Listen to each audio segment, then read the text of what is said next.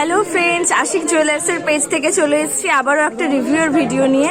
আজকে এই দিদিদের সাথে শুনে নেব দিদিরা কোথা থেকে এসছেন দিদি? সিঙ্গুর থেকে এসছেন। দিদি কি কি নিয়েছেন একবার দেখিয়ে দেব।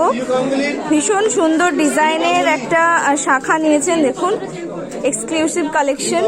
আর ভীষণ সুন্দর ডিজাইনের লাইট ওয়েটের একটা মানতাসা নিয়েছেন দিদি, খুবই সুন্দর হয়েছে ডিজাইনটা।